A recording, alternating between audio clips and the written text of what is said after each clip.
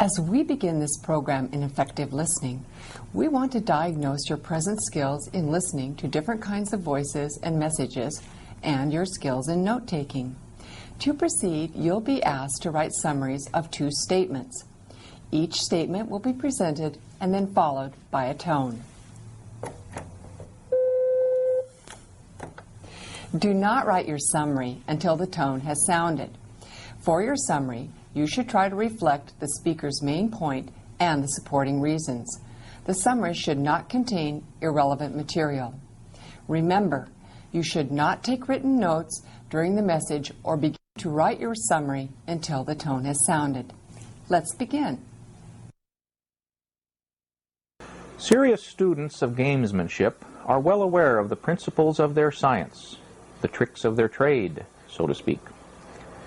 They are able to apply them against their unwitting opponents with devastating effect, resulting in performances far beyond their level of ability. It behooves you to master these principles in order to be able to defend yourself against them and to apply them against your opponents in, shall we say, friendly competition. For the present, I shall discuss only the offensive applications and leave for another time the defensive strategies to be employed against users of these methods. Indeed, often you will find someone who lacks a thorough knowledge of gamesmanship, but happens to apply, either intentionally or unintentionally, one of the methods I have described for you. You will be engaged in an athletic competition in which a referee or the like is observing a contest and taking the decisions of judgment out of the hands of the competitors themselves. This official is supposedly impartial, but properly handled can be your friend and even your ally. Improperly handled, this person will be your enemy. The official must make a certain number of close judgments, and it is possible to influence him or her in your favor by conditioning. I will describe this example in detail by describing a sport you will probably not compete in. Nonetheless, it is quite graphic. In fencing, with the épée, an electrical apparatus is used to register when the weapon has hit something. In the absence of a grounded strip, the effect of hitting the floor or your opponent's foot, which is a valid touch, is the same on the machine. Therefore, the director and a floor judge must watch for floor touches and disallow them. In this situation, I observed a practiced strategist lunging several times at her opponent's foot, each time missing onto the floor clearly by several inches, after which she immediately called out, "Floor!" Then she came quite close and her weapon registered. I think she actually did miss, but instead of making an acknowledgement that she had missed, this time she gave an almost inaudible sigh of satisfaction and stepped back with her eyes on the director, who acknowledged the touch as valid. Now apply this principle to tennis with a slightly different application. Let us say a ball is hit just out of your reach near the sideline. You stand casually as it hits the line and act as if you knew it would be out of bounds all the time. Or on your first service, you hit a very close shot which your opponent happens to return without leaving you a chance. Don't make a vain effort to run after it. Calmly stand there and prepare to serve. This stratagem should be used sparingly because it depends on establishing your credibility in the eyes of the official, who has seen you run after other close ones before and suddenly is forced to rule before or against you when you are standing there plainly indicating your opinion. Now we come to a ploy that has endless variations. There are many situations where you can distract your opponent at a crucial moment and thereby upset his or her concentration or timing. I will go into detail on two of them. The concentration required in playing golf makes your opponent on the course particularly vulnerable, but you must take care to apply this method delicately. It is important that you appear unwitting in your machination.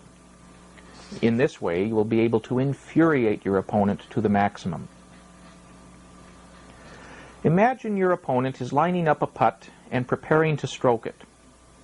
An inconspicuous cough, which, if timed properly to come just as your opponent has reached the end of the backswing before hitting the ball, will sound like a cannon shot. You apologize profusely when your opponent stoops to scowl at you and make a big thing out of standing perfectly still as she hits. Just a few of these distractions will be enough to establish within your opponent the fear that you might distract her again, making it impossible to concentrate fully. In tennis, an opponent is particularly vulnerable on the second service after faulting once. Take advantage of any opportunity for distraction before the next serve, such as by retrieving a ball on the edge of your court or by pausing to wipe your brow.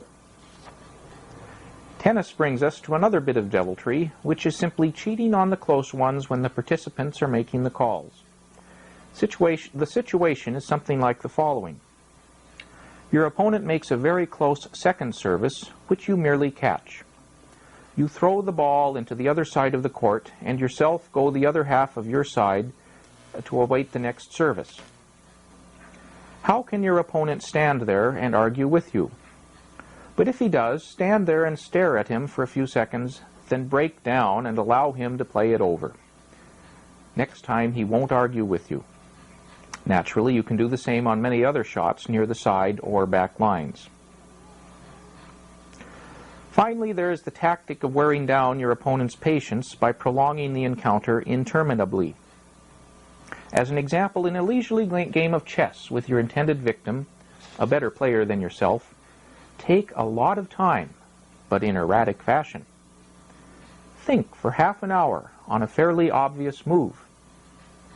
Go off to fetch drinks and be gone for 15 minutes when it's your move. Golf offers marvelous opportunities also.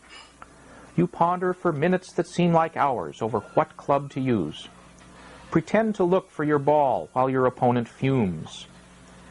The important thing is that you are in control, while your opponent must adjust to your delays.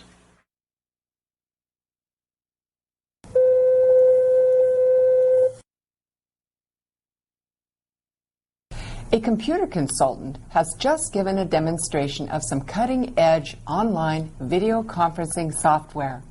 This is the reply of the client to the presentation by the consultant.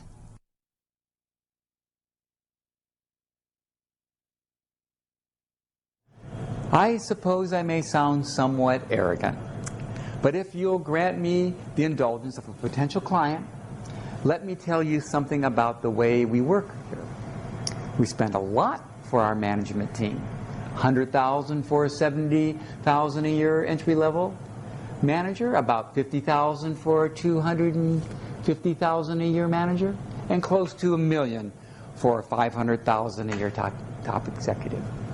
I can assure you that our ponderously overstaffed and possibly overpaid recruiters don't recruit from Broadway or Hollywood casting offices. They don't get us ham actors. But all facetious remarks aside, one liability attendant to your video conferencing software, I presume that is acceptable terminology, is that our staff may well act unnaturally seeing themselves on screen. Current management meetings, which are the natural habitat of executives, allow our people to act in a way that is no more strange to them than, say, having a glass of wine, preparing an expense voucher. Let them know they're on camera, and you may well cause affected in their natural behavior patterns.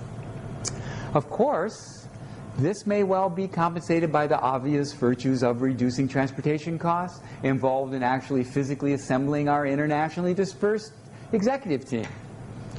It's a powerful advantage to this software, and it's hard to dismiss this feature. However, there is the drawback that, freed from our highly visible transportation costs, frequency of meetings may soar to levels well beyond our company's needs. I don't think this problem is trivial.